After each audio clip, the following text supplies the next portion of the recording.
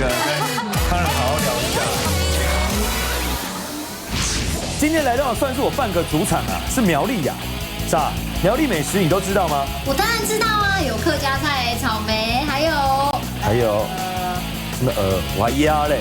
今天就我这个半个苗栗人带你去打开苗栗惊喜包啊！惊喜包有什么惊喜呀？我跟你讲，在给你惊喜之前呢，我要在台北先介绍你一个厉害的早午餐餐厅啊，而且还要介绍你一个新朋友。嘿，是吴康仁哎！我们来之前他背很久，他拿着手机在那边一直背，我想说你在背什么？等一下我不会照着讲哦。他说那怎么办？我跟你说，这家客家餐厅啊，老板娘可是客家小炒比赛全国总冠军哦！天哪，太厉害了吧！这家一定要吃啊！来到苗栗就是一定要吃一下这个味道，因为它的节酱比较偏甜，有些加了蜂蜜，有些比较偏辣。一哥还有什么惊喜吗？再来这家汤圆，你有没有吃过？当然啊，怎么可能没吃过？但是五色的汤圆你有吃过吗？哎，还真的没有哎。这么多的颜色，那除了有原味之外，这是南瓜的、红曲的、芝麻的跟抹茶，其实就跟汤圆一样啦。天哪，这家度假行馆太漂亮、太豪华了吧！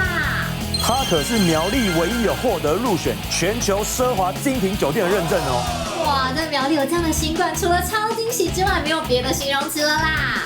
它满满的桂花香，就是真的是很那种欧式的那种感觉，在法式的那种庄园的感觉。苗栗可不是只有你想象中的这样啊！莎，你看看这碗海陆什锦面，我的天，这分量太大太惊人了。因为其实苗栗蛮多这种小吃的啦，就是水晶饺、小点心，好可爱哦。我还跟你说，这家豆花竟然有5种汤底可以选择。真的吗？我要把它吃一轮。你点了绵密的盐卤豆花，然后盐卤豆花吃下去是真的不需要什么牙口，就是直接哇顺开。出发！哎，一哥，我们今天 round down 是苗栗男装哎，干嘛？这台北市区哎，你要干嘛？没有啦，我们在去之前，我想要先带你来吃一个早午餐。早午餐，等一下，我们拍的是时尚玩家，我们要吃的东西已经够多了，你还要来吃早餐？因为自己本身有开早餐店嘛，要刺探一下敌情。哈，所以我们可以去苗栗吃啊。因为这家店我觉得是一个文青的店，我觉得还不错啦。其实重要是我约了2个朋友啦，想要介绍给你认识一下。可以给我认识，因为在早餐店。大哥，该不会是要我加盟吧？我没有要加盟。不是加盟。帅哥。哇 ，OK 哦，我早餐、午餐、晚餐我们都在这里好了。他不出班了。没有啊，不用去苗栗男装了吧 ？Hello，我先帮你们点好不好？我直接就先帮你们把菜点掉，等一下我们再。好，嗨，展荣。等一下我们再好好聊一下，我先帮你们把菜点。哎，这家早餐店我知道，对，板桥也有哎。我们今天要吃的东西是比较新的菜，对不对？还是后面新调整的这样子？我们的重点。我们重点是要来那个跟康仁好好聊一下。你为什么让他们2个站在这边？站在那边什么意思？他们要吃点早餐，不是找个位置让他们不是因为通常我们是要换机位了，然后我们会再聊，但是因为你带过来，所以我们只好继续聊。我太赶了，是不是？那我们换下机位，大家等一下。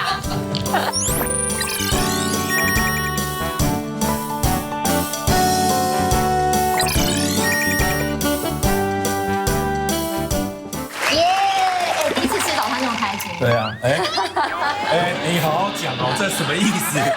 因为之前都跟我吃，那这一次是找的鲜肉跟高级肉，它不叫大肉，它是高级肉。对，因为我刚刚想说，怎么会要去苗栗之前把我叫来这边？但我现在心服口服。他刚刚有点情绪啊，他觉得说为什么要去录一整天的时尚玩家，还要来这边吃早餐？就下车看到你之后，是有目的的。他的眼睛没有再飘到我这边来了，这样。我之前也没有飘到你那边啊。对啊，但是至少我们工作的时候还是要遇到啊，没办法。好了，那请用。那今天怎么会跟他约在早餐店？做宣传，因为真的蛮重要的。对。宣传。对，宣传，不然我干嘛？真的。所以宣传跟早餐店有关哦。早餐店有关，因为他新拍的一个戏里面的角色跟早餐店有关的。因为大家都知道，其实就是他演戏是很厉害。对。那我觉得其实这个团队也是非常厉害，有心如姐，你看制作人啊，然后小杜哥也是金钟编剧、金钟导演都是。所以我们就想说，借由这个情境，让观众也了解一下拍戏的一些状态。介绍一下。对，讲点什么？我是那个叫什么？谢展荣，然后你饰演什么角色？在戏里面我饰演高承佑，那这是我的阿贝。你的阿贝，他是高嘉爸爸的哥哥，就是一整家人的故事。一整家人。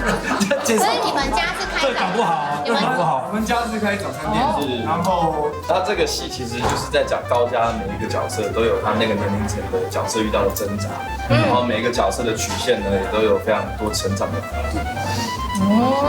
对，那你是第一次演戏吗？是第一次演戏，第一次演戏。康仁哥听不下去了，你要不要补充？因为你们来之前他背很久。他拿着手机在那边一直背，我想说你在背什么？等一下我不会照着讲哦。他说那怎么办？没有啦，就是真的是这个戏真的让我学习到很多东西，又是第一次，然后之后遇到这么多专业的团队，特别是这个许兆任导，他一个非常独特的这个很一个导演方式。你现在抱怨？有点挫挫的。跟你开玩笑的啦。如果可以的话，小抱怨一下。刚才聊说你们这个团队其实是现阶段台湾，我觉得在戏剧的制作方面是非常好的黄金阵容。谢谢。然后又有康仁哥在，他这个演戏没话讲了，这个入围就像你知道随便点个早午餐一样的意思，这样子家常便饭这样。出早餐。这家店就是真的是从板桥里面算是很早以前就算是很出名的一家店。对，真的。对，然后很多的创业家，像你吃的这个是他们最新创的，它中间这块排骨是用很好的那个里脊肉，然后用绍兴酒下去腌制下去，然后来做成早午餐。通常是会做在便当里面，但他把它做成早午餐，我觉得是蛮特别。而且他们家就是一定要吃这种半熟蛋。对，我跟康仁哥一人一半。OK 的。然后它这个也是我觉得蛮特别，是用那种像虎咬猪三明治，是以一个挂包的那个呈现的概念，但是我们把那个肥的3层肉拿掉了，然后把那个挂包比较容易遇到花生粉会湿掉的那种感觉把它拿掉，所以放成这样子，然后再包一个蛋进去，就让大家享有一种感觉。你们戏里面要自己做早餐吗？因为你开早餐店是真的要去吃？有，真的有去接了，真的有做，中式还是西式？中式的吧，这种早餐，豆浆水煎包，然后包子那种蛋饼啊，蛋饼偏西式，偏西式，美而美那种感觉。对，所以戏里面喜祥哥啊，像泽西啊，都有在做早餐。哦，真的哦，是特别去学耶，怎么用那个铁板啊？好像真的去学，蛮期待，什么时候会上？9月17啊，9月23号在 TVBS 可以看到。在那之前很多地方看到。OK， 好了，我觉得还是蛮期待的啦，因为真的，毕竟真的这个组合，我觉得明年的金钟奖又要多几位入围了，这样子。是，我是不敢想。对，我觉得这个鸡腿蛮好吃的。因为是新产品哦。对，它这个叫什么一拳必杀什么鸡腿堡，它里面用的那个是那个我们那种牛排店里面那种大鸡腿，然后而且它加葱花跟它的秘制香料，我觉得是一个超级中式的味道。很少这种吐司会加葱花。因为通常外面比较多的鸡腿排都是用那种现成的，我就觉得说它那个味道调味没有那么好，它是用很新鲜的鸡腿排，然后再加他们自己的香料，再加葱花，我觉得很棒。干嘛？怎么了？我为什么一直拍我的？然后节目的镜头比戏剧的镜头还要有想象力，因为你可以随便乱穿搭。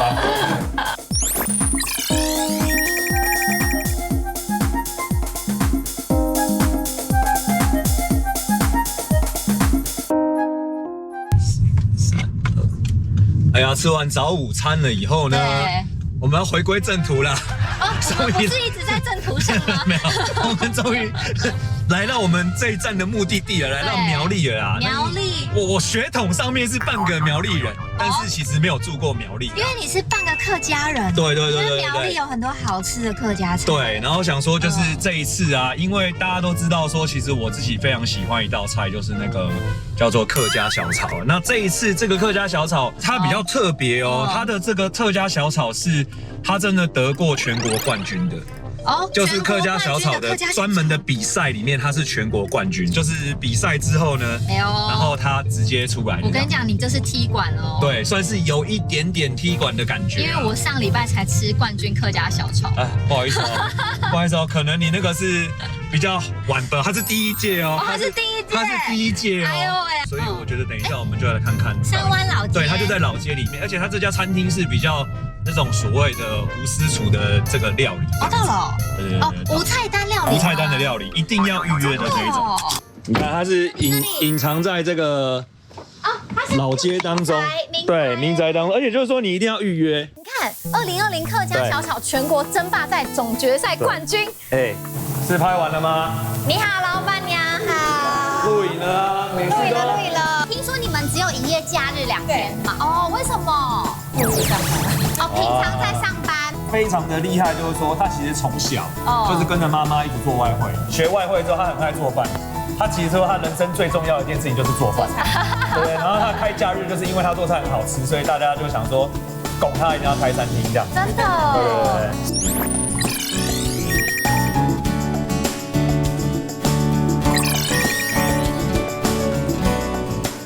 刚到苗栗第一站，你就给我下马威。对，这个基本上要过年有没有？太多了。吃年夜饭的感觉。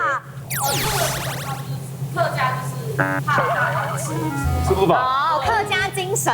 而且刚刚才说明明2个人也可以点，你为什么给我点一个12人份？因为我们要直接介绍他店里面就是比较招牌的这些。今天我们办这一桌，其实就是店里面所有人气的热销的菜品，我们都把它一次集合凑成这一桌。我们就从冠军客家小炒先开始，因为我们是慕名而来，就是这个。而且我刚刚听说你们做法是比较特别，是都先清烫过，对不对？对，第一食材都要先烫过，去除它的腥味。而且它这边比较特别是说，它是配这种青菜。它这边其实一般我们客家小炒里面，它会加一些这种芹菜管，增加那种脆口度。可是他说，如果芹菜品质比较不好的时候，会放成萝卜。我看到了一个很奇怪的东西。有，我也看到了。为什么？来给我。这是得奖，就是用这个。这是糯米饭吗？为什么下面都是饭吗？玄机耶，藏得很好。很像我们在吃那个油崩，但它已经沾满了满满的酱汁了。他那个照片就说他当初得奖的时候，他就是把客家小炒包得像粽子这样子，然后去做一个比赛的呈现，所以在创意跟口味上面都有得到评审的青睐。这个听说也很厉害。对，这是他们自己手工做的霸王。哦，起家菜，它的皮有一颗一颗一颗的感觉。哦，西谷米，中西米露。然后配上这个里面自己做的这种红糟的这个葱肉，而且很少看到霸王里面的肉是配葱，大部分都是配笋子。可是它是我们也会季节性对加点笋丁下去。哦，你要加一点口感。再来，要不要试试看他们的这个红糟鸭跟这个玉米鸡？要沾酱吗？你可以先我想沾鸡酱。那我要吃红糟鸭。来到苗栗就是一定要试一下这个味道，因为它的鸡酱比较偏甜，有些加了蜂蜜，有些比较偏辣一点，对，但它的是比较偏甜一点的。红糟也是我觉得每到一个客家餐厅一定要试，这个就有点像你在日本你要吃一些各家餐厅自己做的味噌啊什么等等，这是一种在料理上面很好的一个帮助的一个调味料的东西。而且它的红糟好多，对，满满的耶。可是跟马祖的完全不一样。它这个我觉得我更喜欢这个，因为它保留了那个红糟的香气，但酒味没那么重。它这个红糟那个味型，很像我们呛过酒之后，但是酒味没那么重，有酒香。然后但是配上它这个鸭肉也煮得刚刚好。而且吃一吃之后，我发现我刚才吃鸡肉，然后我一抬头，怎么又有一碗鸡汤？然后那边又有一碗，超级多。我们的鸡汤比较特别，都是用鸡仙草鸡汤，这超嫩哎！我刚刚轻轻一划，那个整个腿就下来了。哎，夏天真的来一个清炒鸡汤哦，真的很舒服。就是在夏天的时候，你不想要喝那么补的汤的时候，你来一碗清炒鸡汤，太棒了。所以这个汤有一点那种药膳。对，就是我觉得喝起来就是有那种淡淡那种，如果你喜欢中药药膳类入住的客人应该会很喜欢。然后加上它不会说小朋友也会怕那种药味，但它不会，然后蛮香，很滋补的感觉啊。我刚刚他们在拍的时候，我就一直超想吃这个苦瓜风，真的，因为它苦瓜风，我回去会想要做看，因为它是直接把它切对半，然后塞肉，它不是切圆柱状的。然后我们的苦瓜风特别是小朋友感觉，因为我们是先把苦瓜烫过，去它的苦味，所以吃苦瓜的时候就有膜都拉掉了。真的完全不苦，剩苦瓜那个甘甜味，里面的咸度超刚好的，苦瓜跟福菜很搭，都是甘甜系的仙草冻。对，但是我们自己店家自己做。你们有在有在卖吗？这个？基本上主要都是搭配油菜。哦，怎么可以这么果溜？很嫩，很嫩呢，很清爽，但味道很重，很够。这也是标配吗？就是来甜点都会有。甜点都是不一定。哦，也是不一定。哦，看我当下是要给个人。建议也可以预定，好不好？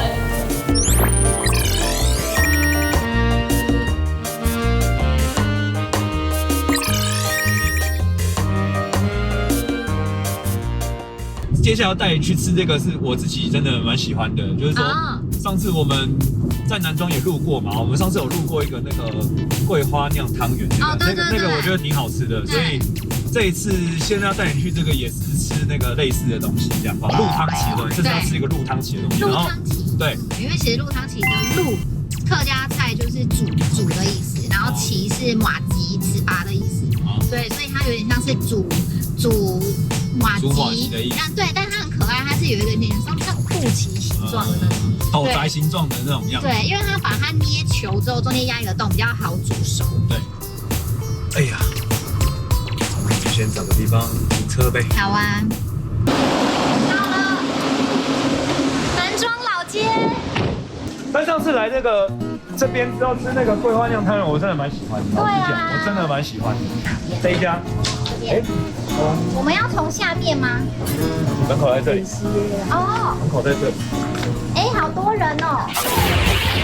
香水草的话是我们执行长的收藏品。哇，都是香水。都是鎏金香水。哇，很漂亮。很漂亮，真的很漂亮。有7、8型以上哦。哦。我就瞬间来到欧洲，而且只是过一个桥而已。这一家。我们要从下面吗？门口在这里。哦。门口在这里。哎，好多人哦。哎，刚好也有人在拍摄哎。哇，这么巧，这么巧有人在拍摄哎。怎么又是你们啊？每次都是你们，干嘛一直跟踪我们啊？现在是桂花鹿汤匙。OK。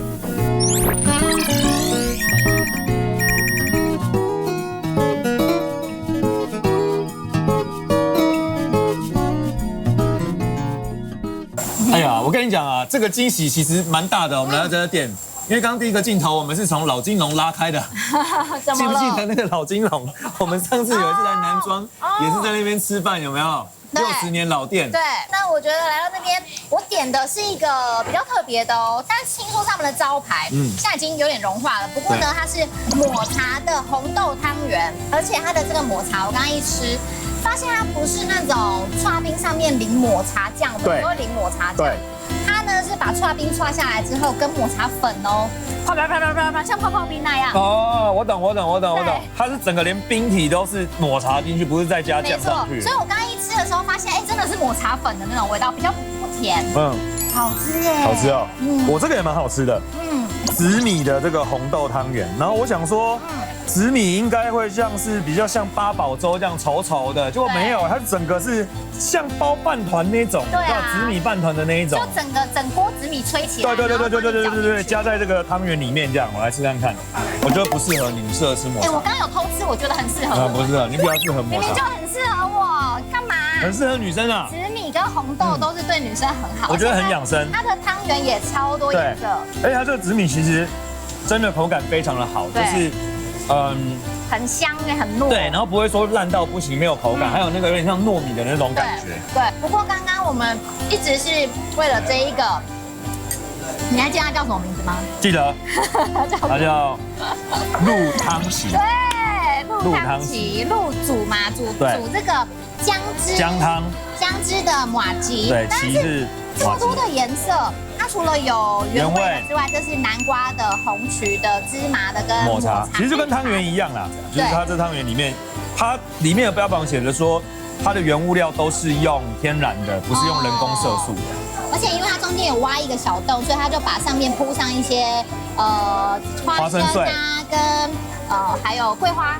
那我们来吃一点那个，你知道为什么5个颜色？就是老板都用手工做。那其实一般我们在吃到一般机器做的汤圆，你遇到冰品有没有？我们搭配到冰品就会变得比较硬。对。可是它这个糯米类做的东西都手工做，所以它遇到冰品会比较软一点。对。但是因为马吉一般我们通常都是原味沾花生粉，然后包括花生糖打碎在里面。可是它今天给你是最直接，整个花生碎在里面。所以其实如果你是喜欢那种马吉带点坚果那种香气的话，我觉得这个是蛮适合你的。然后再加一点糖水，这样不会干干的。就是客家的那个传统的味道，是用生板，就是有点像是把它捏好之后再进去吹，所以它可以配合很多，像是我吃的是南瓜啊，然后有芝麻带，有各种颜色。像很多人也会用火龙果啊，是对，就是把它做成各种颜色。这些东西可能你在其他地方都吃过类似口感，但是唯一不一样就是我就加了这个桂花的这个桂花酿下去，我觉得是比较特别的。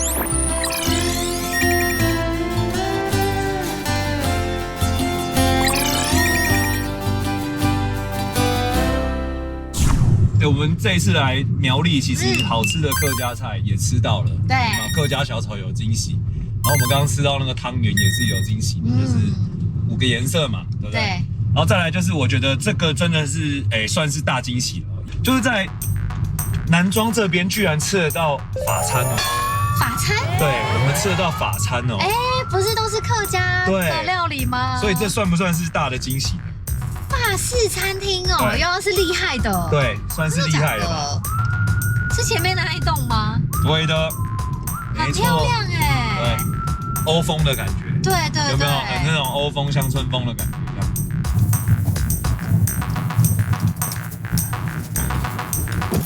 到了，好漂亮哦！因为我觉得啊，其实每次来到南庄就有一种慢活的感觉，然后现在有一个新的。这么漂亮的一个住宿的地方，真的，一路开过来就觉得太美了吧，像一个小庄园，很像，真的就是我觉得瞬间来到欧洲，而且只是过一个桥而已，那边是老街，然后这样就是像欧洲这样。它的背景刚好是整片蓝天群山，就好美。我们是来吃法式餐厅，对，我们来吃法式餐厅的。法式餐厅，对，我们这边的法餐的话，我们有邀请到米其林的主厨，是哦，亲自来这边设计菜单跟料理哦。是，哇。可是大哥，因为现在也接近晚餐的时间了，法餐一餐通常要吃个3、4个小时，对，我们怕没有办法回台北怎么办？吃完的话，就今天晚上留下来住宿。可是我们预算有限啊。没关系，没关系吗？但他一直不开门，真的，他一直不开门。这样算凹成功了吗？你好，这样算成功了吗？它是一个度假行馆的感觉，很漂亮啊，我觉得超美的。而且这边2月才开，对不对？2月底的时候开始试营运。2月底试营运，所以差不多半年的时间。对，还很新哦。很新，超新的。因为这个油漆还没干。不是，你看后面花香啊，香水，香氛的味道，香氛的味道。所以叫格拉斯行馆，就是因为格拉斯是法国的香水之都。后面这整面墙的话，是我们执行长的收藏品。哇，都是香水，都是鎏金香水。哇，很漂亮，很漂亮，真的很漂亮，都有70、80年以上哦。我觉得这里很好拍耶，真的。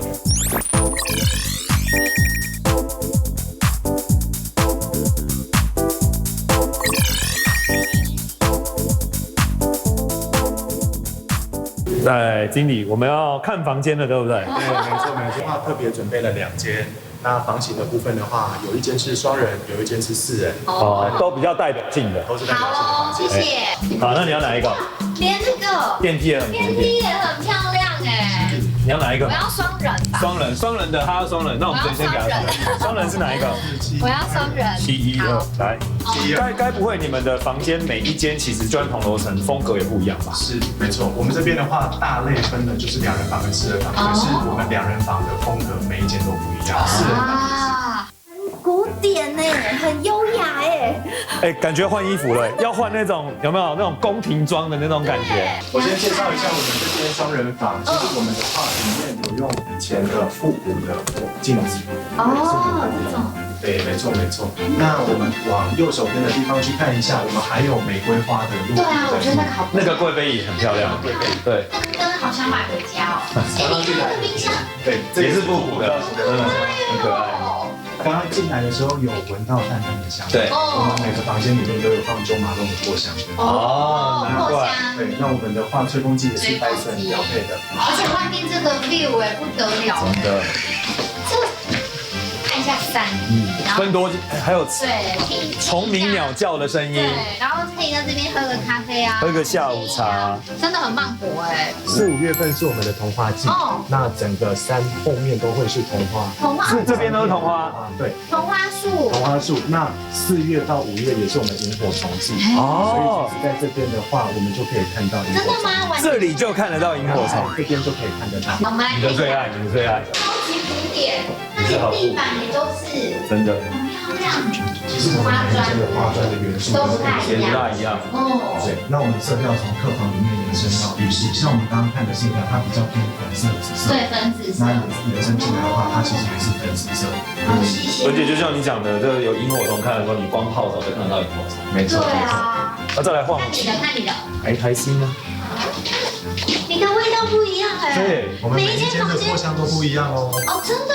对。哎，你的是绿色的风格。对啊，而且真的是很古典的这种感觉。对啊，很漂亮，然后外面可以看到我们刚刚从老街过来。对，没错。你的冰箱是绿色的。对，好可爱哦。我们每间的色系既然不一样，所以其实包含零配品的部分也是真的。哎，你们来看一下这个角度，拍照达人，美到不行，因为它刚好是那个绿色的浴缸。我们这个是铸铁浴缸哦。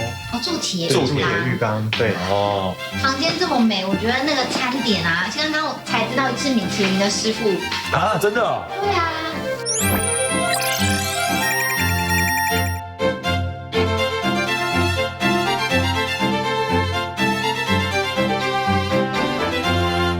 入住的时候，大概饭店都会是下午的时候让你进来。那你就逛完老街之后，就是有这种迎宾的点心下午茶，可以让你享用。对，这个在吃饭之前是包含在我们的房费里面。对，而且他们很贴心的是，他们也有额外的那个下午茶套餐。对，就如果说你想要进来感受一下，即使没有住宿，你想要来吃个下午茶，我觉得也很棒。是，其实现在蛮多年轻人情侣都会来南庄这边，这里也很适合度蜜月。对，因为进来就是那个香气呀，就让整个氛围变得非常浪漫。真的。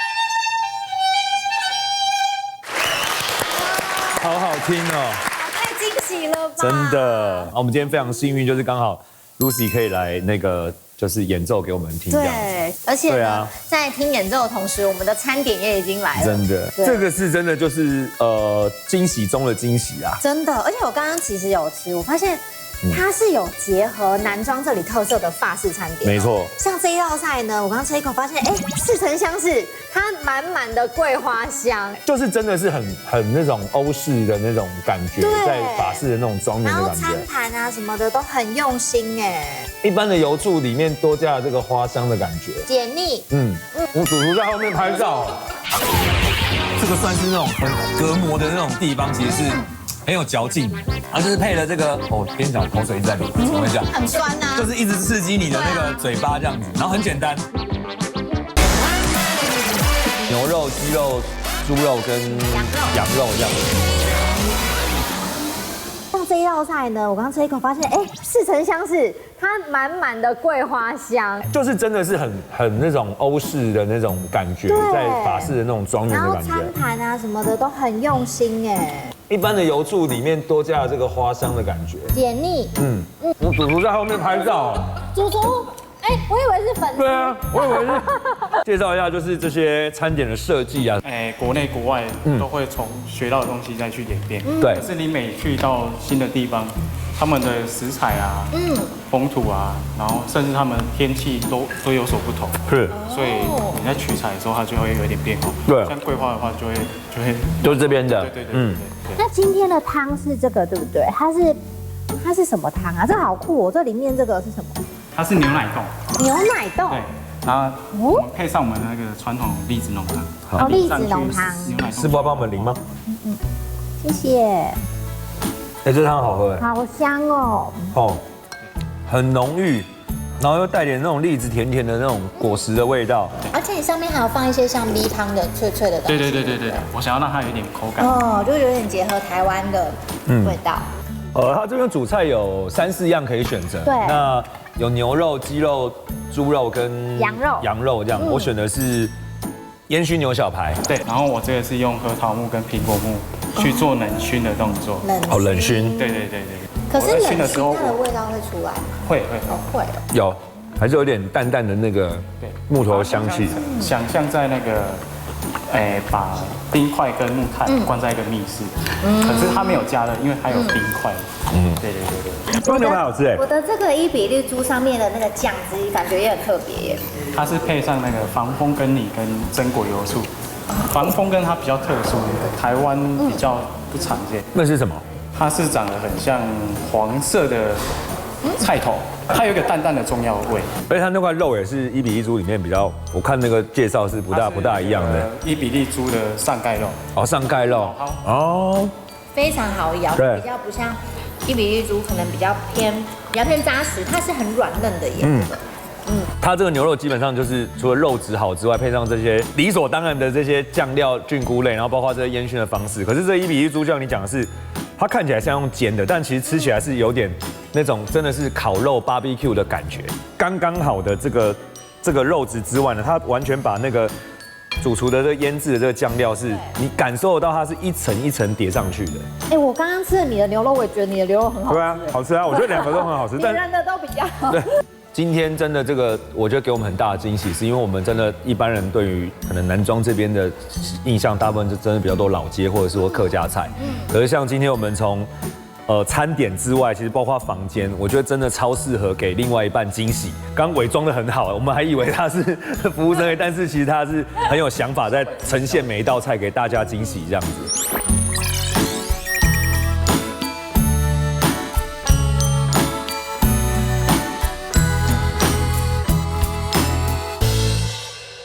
睡了一个好觉之后，今天苗栗思绪都很清楚，而且天气又很好。对，苗栗还有很多惊喜。有这家店还蛮特别，是老板的故事蛮励志的，因为老板是一个本来很喜欢吃这样东西的人，他就去学。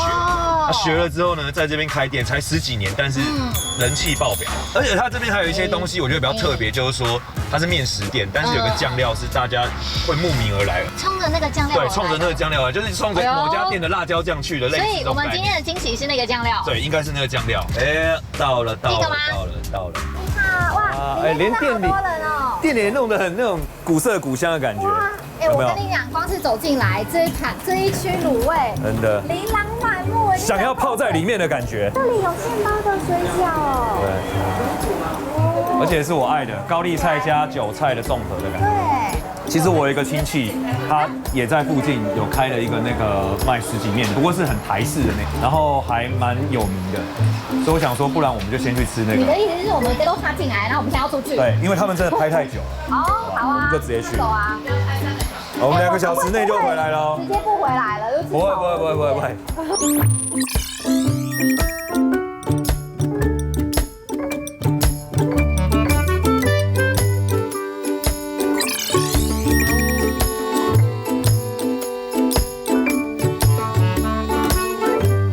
我跟你讲，这家其实真的有点阴错阳差。对，因为其实他们在早点的时候，然后那个店家就说我小时候常去，从小吃到大。结果后来我就把这个资讯问我爸之后，我爸说对，那个真的是我们亲戚开的。然后我才搞清楚一件事情，就是说，因为以前我们每年去扫墓的时候都会去那边吃饭，然后去好几次。可是我一直以为那是亲戚家，就没想到它是一个餐厅。你等下就知道为什么会有这样的误会，因为他真的就是在家里面吃饭这样。真的，所以他其实已经营业很久了，他营业很久，开很久了。因为那个现在的老板，我爸爸还要叫他叔叔，我要叫他叔公了。快到了。哪里呀？在这边。你看门口是有人在喝酒，炒2个菜，那是他隔壁的。你好 ，Hello。车子要不要开过来这边？好，等一下他们开过来。啊，我记得你了。哎呦，谢谢你的，我记得，爸爸要叫他叔公，对不对？我记得，我看到你，我记得了，对。谢谢你的光临。叔公你先坐。很久没我这见了。2间都是我的。对，我知道。哎呀，以前就是我跟阿公回来扫墓的时候，就会来这边吃饭。那等一下我点一些小时候吃的给你吃一下。好，没问题。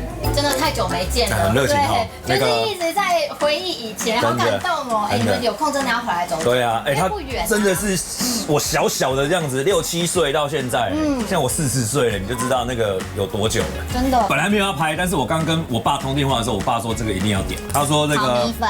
对，我跟你说这个。你不能说它到底。来，吃酥呀！好，谢谢。啊，我觉得这个就是真的就是为什么我一直会有个错觉，就是我在人家家里吃饭。对。因为这个味道其实老实讲，它就很简单，它没什么东西，就是豆芽菜拌肉丝，可是炒一个那种酱油味道，但是一样还有加那个油葱之后，你就觉得这是一个自己家里的一个特殊的配方做出来的炒米粉，然后米粉就是吸满的那个它那个酱汁，然后加上锅气。我想吃它的对不对？这个很好吃，那是我小时候最有印象，就我刚讲的，就是姜丝炒粉肠，很少在这种地方看到炒粉肠，餐厅的味道了。我记得印象中就是很酸，酸但是不刺激，非常有嚼劲，搭那个姜丝吃好赞哦。哎，这个好有记忆点哦，包括你有没有看到旁边，它这个算是那种很隔膜的那种地方，其实是很有嚼劲的。然后就是配了这个，边讲口水一直在流，怎么会这样？很酸呐，就是一直刺激你的那个嘴巴这样子，然后很简单，而且这一盘好像才几十块而已。哈，几十块？我看一下，等一下。怎么可能？等一下我去看一下。几十块？因为我看菜单好像是几十块。那这个你小时候有吃过吗？这个我没有吃过。这个没有吃过，但是这是刚刚老板特别推的。对。看起来有点像3杯的那个9层塔。我喜欢那种。酱汁浓厚，但是酱汁又不能油腻，它是一种清爽的紫苏，那种淡淡的清香。起放。你去想象，就是我们在吃东西，有时候喝调酒的那个薄荷叶，用薄荷叶来咀嚼嘴巴那种感觉，其实紫苏的这种清香就很像薄荷叶的感觉。这个客家小炒，我一定要来一口。哎，这个看起来就很厉害，好难得林莎居然抢先我去夹客家小炒。我真的是动尾雕了。哎，你看它鱿鱼都每一个切的超级大。对啊。台湾人家里做控把一样，每个人家里的配方都不一样。对啊。我们昨天也有拍客家小炒，但跟这就完全不同路数。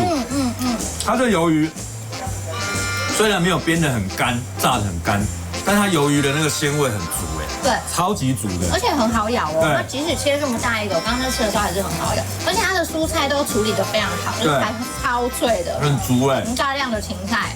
客家人没在跟你客气。对啊，没有，就是都要你吃饱，你知道？对，他们不会放你走的，你这边没有吃完，对，别想踏出去。很多明明就不是我特别要来拍的，但是就一直上菜的感觉。如果这个也是厉害，我们干脆下一家不要回去了。反正我们刚才已经有预告了，就是叫他们过来。我们留着下次再去拍，不是说不好，是下次再去拍。没关系，那个阴森画面可以留着下次，对不对？对，下次我们去吃就好了。但是我觉得就是非常开心呐，就是今天真的借由节目的关系，然后才让我搞清楚，原来这是一个餐饮店，但是不是人家家里而已，然后让我重温一些小时候的回忆。更重要的是，我觉得今天一个我很喜欢料理的人来讲话，今天有好多做法是我新看到的，然后我觉得希望回家我可以试看看，然后可能也可以做给我爸爸他们吃看看这样。而且重点是味道都没有变，真的。对啊，很棒。真的。所以要回去找他们吗？你先好了，我先多试一下。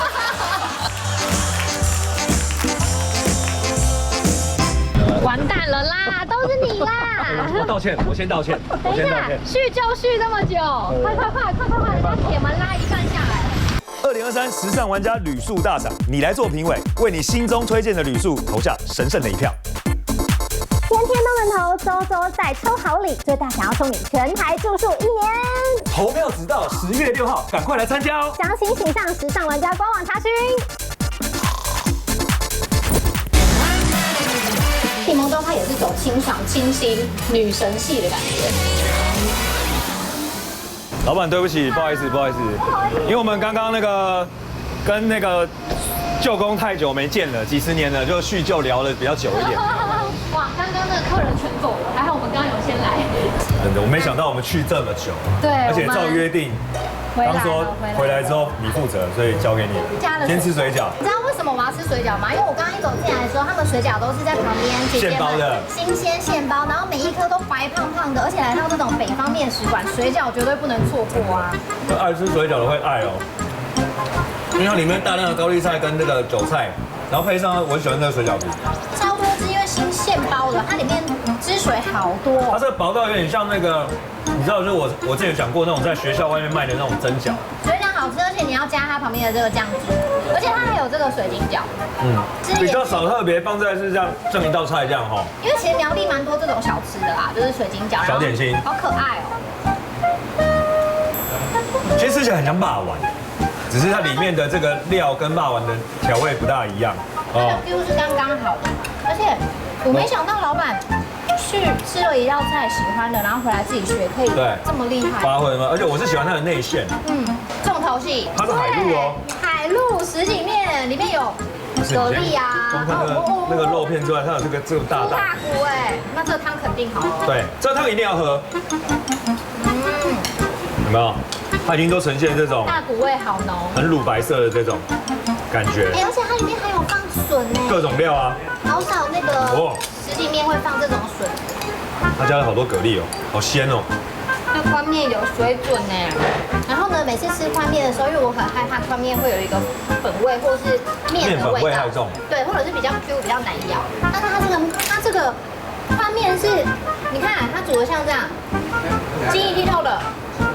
又很细条，最主要是它这个汤大骨再加上大量的这个海鲜，你看有鱿鱼跟那个蛤蜊，所以非常的鲜。那但是因为这边比较多人点的是宽面嘛，林莎喜欢细面的话，它也是有提供细面的选择的。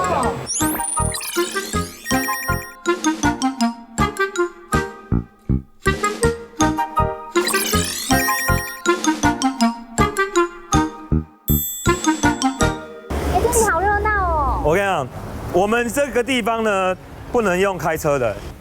你有在听吗？我们是在一个巷子里面。对，所以不是外面热闹的大街。但是你别看这条巷子小归小，它当初可是在头份这边非常热闹的一条街。以前很有名的一个老街。那我们在这个老街当中藏了一个惊喜给你，这样。哦，真的。而且应该是你会喜欢的啦。我觉得也在这个夏天大家都会喜欢的一种台湾很传统的一种甜点，这样一定要吃的，就是这里。好可爱的店哦。有没有很小一间？哦，它是纯手工的盐卤豆花耶。没错。好，那我们进来看看。来，小店，你好。老板好。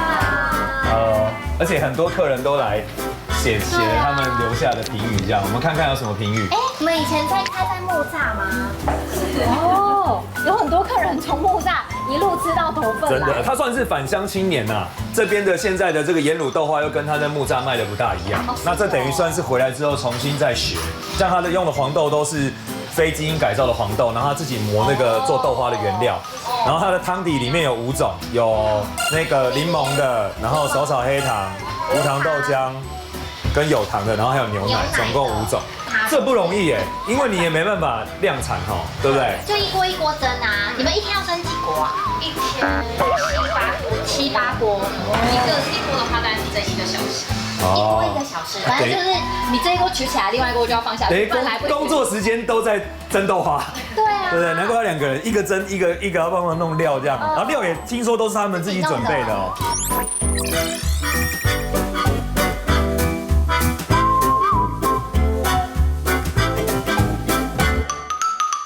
人家一家很安静文青的店，你们不要这样好不好？你们很吵哎。OK 的。聊下一点。莎姐讲话，文青一点。我觉得这仙草很好吃哎。怎么说？哎，仙草加柠檬这2个加在一起，我其实没办法想象。可以。我觉得仙草加柠檬是好吃的，因为它这个仙草呢是它自己煮出来的那种仙草那种独特，有点那种干的那种味道，然后再配上柠檬那个酸酸的。那因为有加糖水嘛，所以它这个手炒黑糖加上这个酸，其实它就中和掉那个你觉得说好像会不搭的感觉。那因为我觉得对我这种没有那么爱流汗，对，然后加上又很流汗，我需要消暑的感觉，我觉得这个是非常棒的。所以我刚刚特别有要求说，叫他帮我碎冰再加多一点。你不一定要用汤匙吃，你拿饮料来是可以整杯用吸的把它吸下去。对，然后对，然后配上它这个用大甲芋头下去炒的这个藕泥，那个当然品质就没话讲了。那藕泥还有很多颗粒在里面，那藕泥好香哦。手工制作，你没有磨得很细，它里面还是有一些颗粒。头搅进去，哦，让它打的时候可以做好吃。然后我的是还有这个你没有的，不好意思。啊，搞不好老板会知道我想吃，会不会我也有一个？怎么可能？我没有捞到。哦，好吃吗？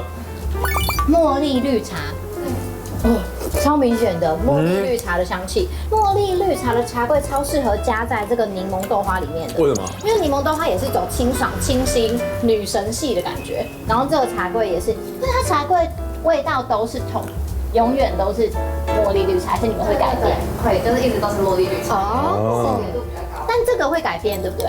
喝的茶会改变。它旁边有一个小小的这我刚刚以为是糖，如果不够你可以加进去，但没有，他说是茶。哎，它那茶桂，搭起来好棒。它茶桂真的好好吃哦。你怎么有知道？因为我刚刚其实私底下偷偷要了一块，你再给我一点好不好？好好吃哦。我是因为看到那个很多留言已经在讲说他们茶桂非常棒之后呢，可是我们成品已经拍了，我不好意思，所以我刚刚偷藏了一块在里面。但我听你讲完之后，我吃了，我觉得好好吃，我晚上再多加一份。这个茉莉花茶的，我第一次吃到，可以咬的，不是咬进去就碎掉的那种，是很 Q 的。哎，我觉得我这个组合很棒。你点了绵密的盐卤豆花，然后盐卤豆花吃下去是真的不需要什么牙口，就是直接哇顺开。然后呢，它的藕泥又是比较偏 Q 的，然后你可以加它的茶桂它的那个口感跟这个桂花豆完全不一样，它在你的嘴巴里面就是很精彩，然后每一个口感都不一样，真的很细致哦。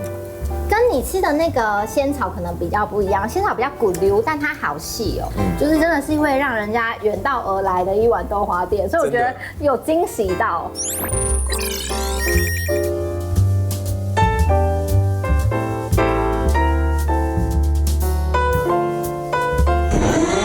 林少，我再带你看一下。在哪呢？没有。哎，你好，是不是？这是不是像在一个家里吃饭？哎，对。你还没到你爸爸那边。有，我刚好，因为我其实真的搞不打天马行。但是我一直以为这是你们家，不是一个餐厅，结果是一个。对。家也是餐厅。对，这是我们的搭档，就是我跟我一起主持的，他是林莎这样。对。